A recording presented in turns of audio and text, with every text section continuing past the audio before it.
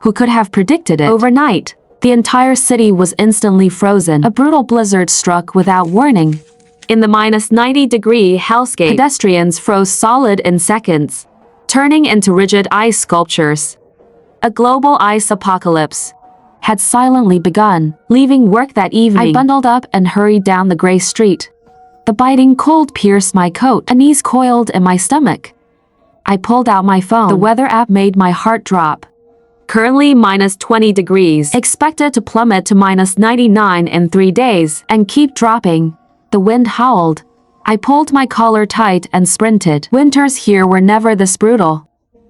Light flurries turned into a heavy blizzard. The snow stung my face. Looking at the blinding white sky, panic set in. I immediately opened my grocery app. I lived on the 18th floor in the suburbs. Bought it myself. 2 bedrooms. I lived alone. My parents lived in the next county. They were healthy. We called often. The supermarket wasn't crowded yet. I grabbed a cart and hoarded everything. Rice, flour, cooking oil, veggies, and meat. I struggled home with massive bags, exhausted. At my building entrance, my neighbor, Auntie Lee, saw me. Kiki, what did you buy? Looks like a mountain of food. Just getting ready for the cold front. Don't want to go out later. I brushed her off and took the elevator. I'm an introvert, lived here for 5 years, barely knew anyone. No close friends at work either. I was used to being alone. Inside, I organized the loot, taking stock of my supplies. I had 3 50-pound bags of rice, 2 10-pound bags of flour, 3 jugs of oil. The freezer was stuffed with meat and frozen food. I could survive 2 months inside, easily. My panic finally subsided. The next morning, the screaming wind woke me up. Looking out the window, the world was buried in white. My phone read -100 degrees. Way worse than predicted. I didn't hesitate. I rushed to the supermarket again. This time, I focused entirely on bottled water, adding it to my current stash. I wouldn't run out anytime soon.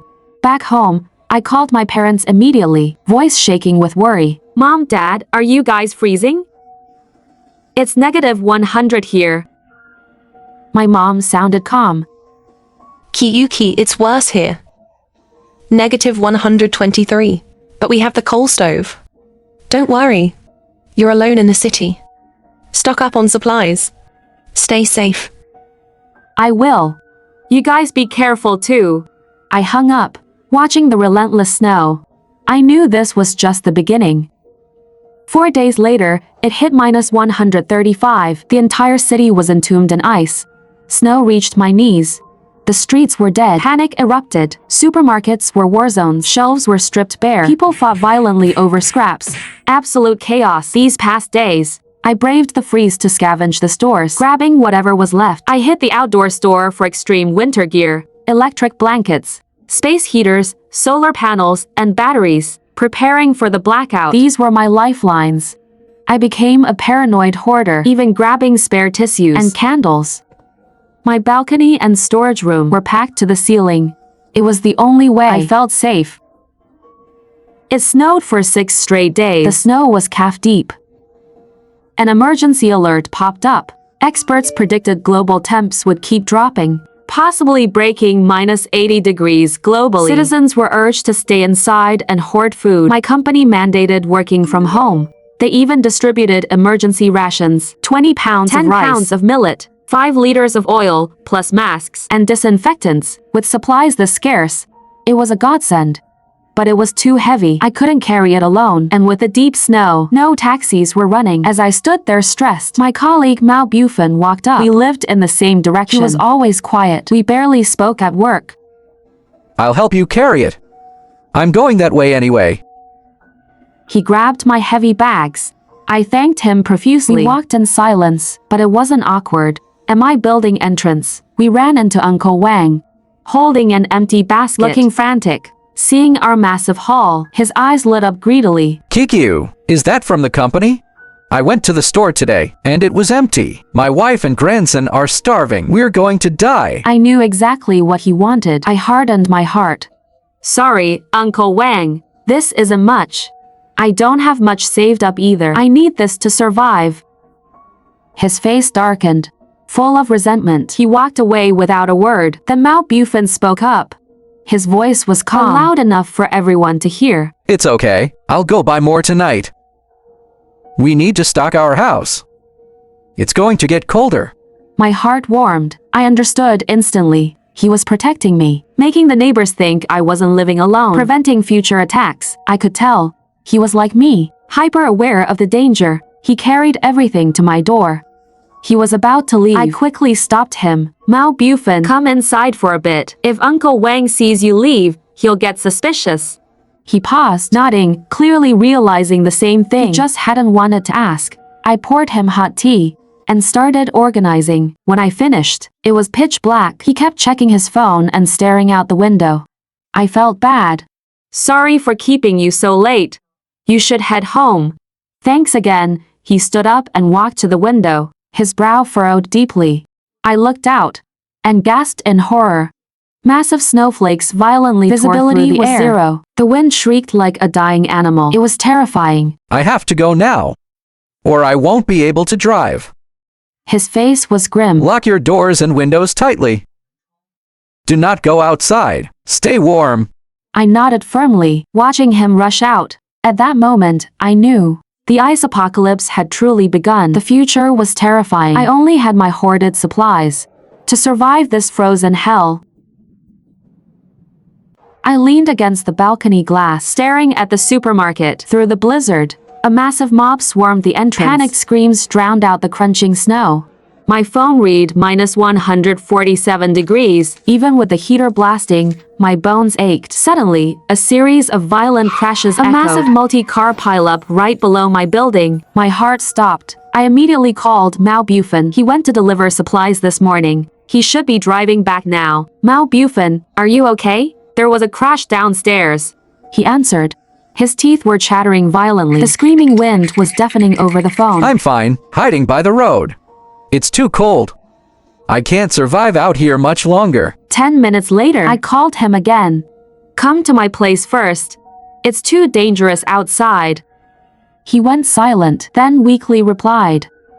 Okay, sorry for the trouble. 20 minutes later, the doorbell rang. It was Mao Bufan. I handed him hot ginger tea and a steaming bowl of tomato egg noodles. He thanked me repeatedly. After wolfing down the hot food, some color returned to his face. I stared at the raging blizzard. My tone was grim. This is much worse than we thought.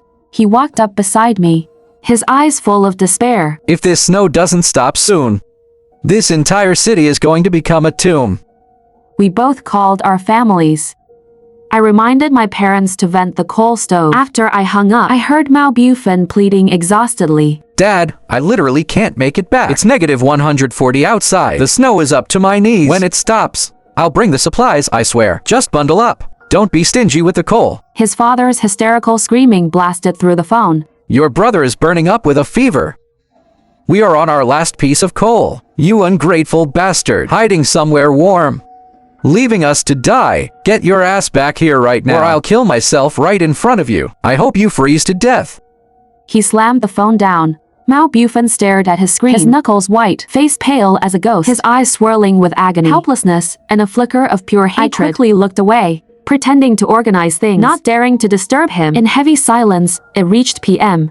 The blizzard intensified. Snow almost buried the first floor windows. I scrolled the news. Doomsday theories flooded the internet. People posting pictures of empty pantries. Rumors of people freezing to death nearby. My heart grew heavier. I checked my water supply. Bottled water, purified water, and tap water reserves. Enough to last us 2 months. I filled a few more buckets just in case. After midnight, I set him up in the guest room and went to my bedroom.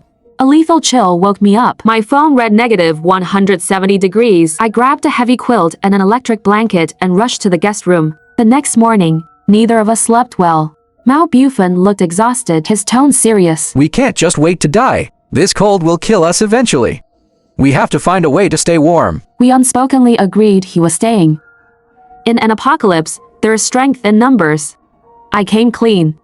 I only have 2 space heaters and 2 electric blankets. They won't do much, but I have enough food and water for 3 months. A look of relief flashed in his eyes. Thank you for trusting me. We can gut the old washing machine and build a crude stove. Chop up the furniture for firewood. We can use it for heat, cooking, and boiling water. We ate a quick breakfast and got to work. He dismantled the metal casing, cutting and shaping it. I handed him tools. We grinded all day. By dusk, the stove and chimney were finished. We ran the chimney out the guest room window, sealing the gap with heavy tape. The guest room was smaller, so it trapped heat better. We decided to bunk together. Survival trumped modesty. Staring at the flames, I finally felt a shred of hope. I called my parents. They said the brick bed was hot. They had plenty of food. Told me not to worry. After I hung up, his phone rang. The screen read, "Mom." He stared at it, then rejected the call. His face turned to stone. It rang multiple times that day. He rejected it every time, then stood silently on the balcony. The pain on his face grew heavier until the phone rang relentlessly. He finally answered, trembling, his voice hoarse. Hello? His mother begged through tears. Please, bring us the supplies. The coal is gone. Your brother has a fever. He's hallucinating. We're dying. You're his brother. Have some mercy on us. His chest heaved violently, suppressing pure rage and betrayal. How can I come back? It's negative 170 degrees. I'll freeze solid the second I step outside. I want to live too, you selfish bastard. Her voice turned instantly vicious. Your brother is 18. We raised you. Even if you die delivering those supplies. You owe us. If you don't come back, I'll drag him to your building and we'll freeze to death. I'll make you live with the guilt forever. I owe you? He broke down, trembling, eyes bloodshot. My whole life, everything went to him. I got nothing. You never cared about me. Now you demand I sacrifice myself. Is my life really that worthless? The vile curses continued pouring from the phone. He violently smashed the phone onto the ground. The screen shattered. He crouched, burying his face in his hands. Shoulders shook violently. Suppressed sobs escaped him. I quietly added wood to the fire, placed a cup of warm water beside him, and sat with him in silence. Words were useless right now. After a grueling day, our bodies ached. The stove warmed the room, but my heart was heavy. I didn't know how long this freeze would last. But I knew, if we stuck together, we would survive to see the sun. Early next morning, I immediately checked my phone. -10 indoors. -157 outside. I exhaled in relief. I opened the curtains. The snow had stopped, but it was piled up to the second floor windows. The world was pure white and dead silent. Even the wind was frozen. The water pot on the stove was boiling. We cooked 2 packs of instant noodles. The savory smell chased away the chill. After breakfast, he frowned. Our firewood will last a month, Max. If it doesn't warm up, and rescue doesn't come, we're doomed. I tried to lighten the mood. Leave it to fate. Every extra day alive is a victory. Aren't you scared of dying? He asked, puzzled. Fear won't save us. Might as well stay positive and wait for a miracle. I hid my anxiety, speaking with unwavering conviction. Suddenly, frantic knocking echoed. Through the peephole, I saw Uncle Lee from downstairs, bundled up tightly, looking absolutely frantic. Kikyu, are you there? My 5-year-old grandson has a terrible fever. Please, do you have any fever meds? His voice cracked with tears. The stores are empty. No rescue in sight. I have no other choice. He rejected him instantly. We don't have meds. Go away. In an apocalypse, revealing your supplies paints a target on your back. But seeing the old man's absolute despair, I couldn't do it. If I refused, driven to the brink, he might do something insane. I grabbed antibiotics and fever reducers and tossed them through the security gate window, open for just seconds. The freezing wind chilled me to the bone. I never imagined this small act of kindness would save our lives later. You disagree with me? I asked the silent Malbufan. He shook his head. The disaster just started. Being too ruthless breeds enemies. Desperate people take crazy revenge. You did the right thing. If we stay safe, helping others gives us an out. I exhaled in relief and whispered a thank you. 2 peaceful weeks passed. Outside, it hit -168. The power and internet died completely. We were totally isolated. I grew lethargic and sleepy. But Malbufan stayed hyper-vigilant. He handled all the chores, watching over me carefully. Before the internet died, I checked on my parents. They were hiding in their basement with a stove for heat and plenty of supplies. I constantly reminded them to vent the room. Only then did I relax. A few days later, while eating lunch by the fire, we heard loud banging. Someone's breaking in. Stay here. I'll check. He grabbed a meat cleaver and went out. The front door burst open. 5 ragged men charged inside, eyes burning with greed. He reacted instantly, slashed one guy's arm, and quickly took down another, but there were too many. He couldn't protect me. A massive guy raised a steel pipe and lunged at me. At the critical moment, Uncle Lee suddenly attacked him from behind, knocking him down. I grabbed a cleaver and finished him off. Working together, we eliminated the rest. But Uncle Lee was slashed in the chest, critically wounded. Kikyu, I'm dying. He grabbed my hand. His voice was weak. We're out of food. Please, take care of my grandson Leo. I promised him through my tears. He immediately went to get Leo. I tried to give Uncle Lee medicine, but he pushed it away. Save it for the boy. With those final words, his hand dropped. Leo threw himself on his grandpa, wailing. We silently buried Uncle Lee. From then on, it was just the three of us. Wood and food were running dangerously low. Seeing Leo and me getting thinner every day, he decided to brave the storm to scavenge abandoned cars. I'll check nearby. I'll be right back. His voice was resolute. I shoved our last half biscuit into his hand. A small water bottle and a weapon. Choking back tears, I begged him to be safe. He ruffled my hair and charged into the blizzard, instantly swallowed by the whiteout. I leaned against the door, my heart pounding. The -168-degree wind was like a meat cleaver, slicing into him. The snow was up to his thighs. Every step was pure agony.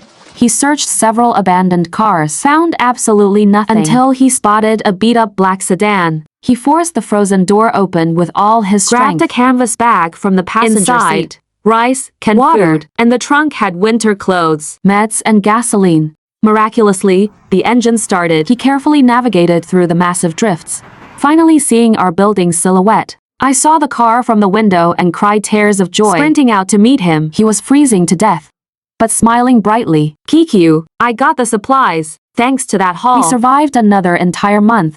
This morning, sirens suddenly blared outside. Getting closer, the rescue team arrived. They said a rescue channel was finally clear. An underground bunker was built in the suburbs, fully stocked with supplies and medics. We packed our bags, followed them to the bunker, and reunited with my parents. The underground bunker was warm as spring, surrounded by my beloved family and the people who truly cared about me. I was finally happy. The apocalypse wasn't over, but we had each other. We had hope. Even in the deepest blizzard, I knew the sun would eventually return.